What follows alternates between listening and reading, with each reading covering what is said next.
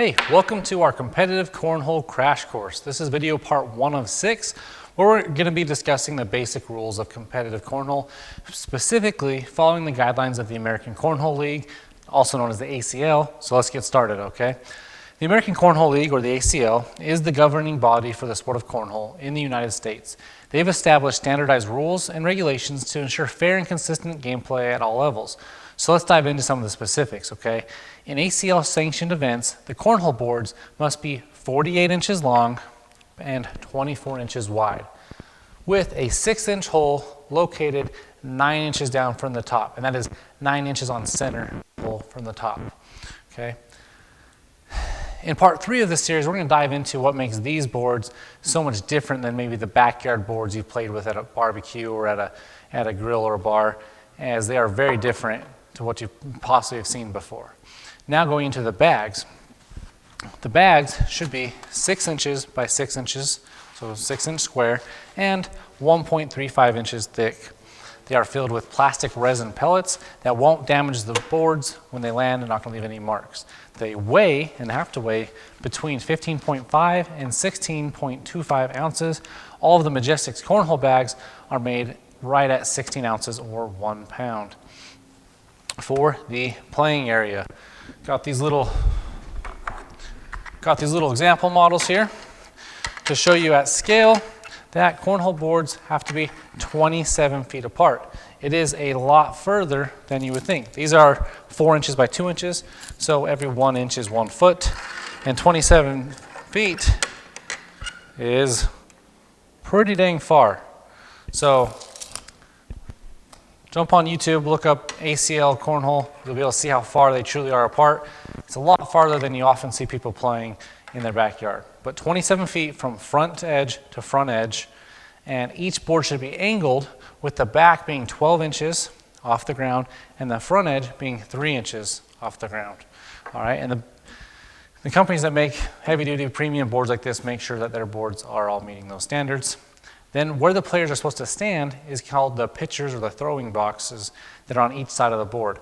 On your side of the board, it's a 3 foot wide, so 3 feet out, and the length of the board.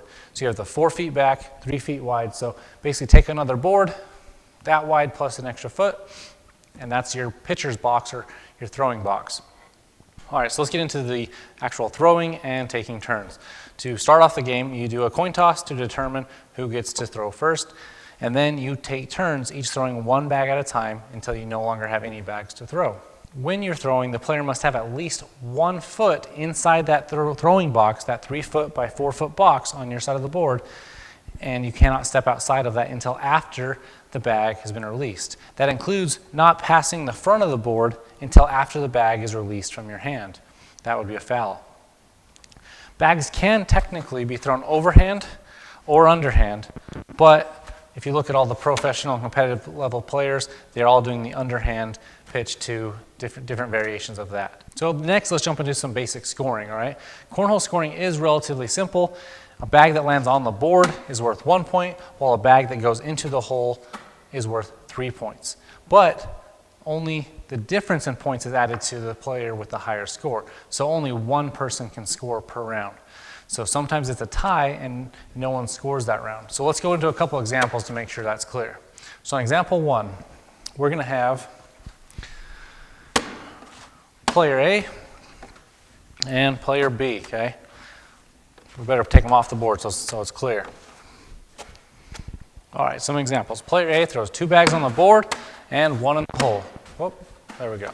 Player B throws 1 bag on the board and 2 in the hole, okay? And then we just assume that these other boards were thrown short, thrown long. They're out of play, but they were thrown, of course. So in this scenario, player A has 1, 2, 3, 4, 5. Player B has 1, 2, 3, 4, 5, 6, 7. So there's 6 points in the hole, 1 on the board. So the score would then be 7 to 5, right? 7 for player B and 5 for player A, meaning player B gets the 2 points. Since player B scored 2 points, they would be the first to start throwing on the next round. So going to that next example, let's do another one real quick. Let's see, get these organized. Here we go. On this example, player B would throw first, and they have one bag on the board and one in the hole. Player A has two bags on the board and one in the hole. Again, we're just assuming these were missed completely, short or long, fell off, however that might be. In this example, player A has 1, 2, 3, 4, 5. 5 points for player A, and 1, 2, 3, 4. 4 points for player B. So it's 5 to 4. The difference being 1 point with player A having more, and that would be 1 for player A. And now the total score in this match is player A 1, player B 2.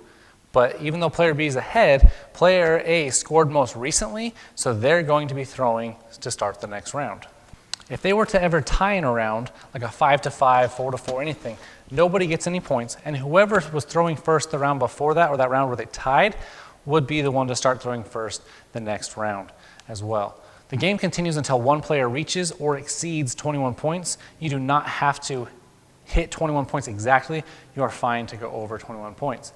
There are a couple different fouls or penalties that can occur during cornhole, primarily having to do with stepping past the front of the board or having your foot past the front of the board when you throw. As long as you release the bag before you step past it, you are fine and you wouldn't have that foot foul called. If you are stepping past the board when you throw, that would be the foul, and that bag is removed from play. And additionally, any bags that hit the ground before landing on the board or bounce off something else onto the board are out. Has to land, hit the board surface first and nothing else. If it's hanging off the front and touching the ground, it's a dead bag and needs to be pulled out of the way. So there's a lot of situations that we're not covering here. These are the basic rules that'll get you through 90% of gameplay.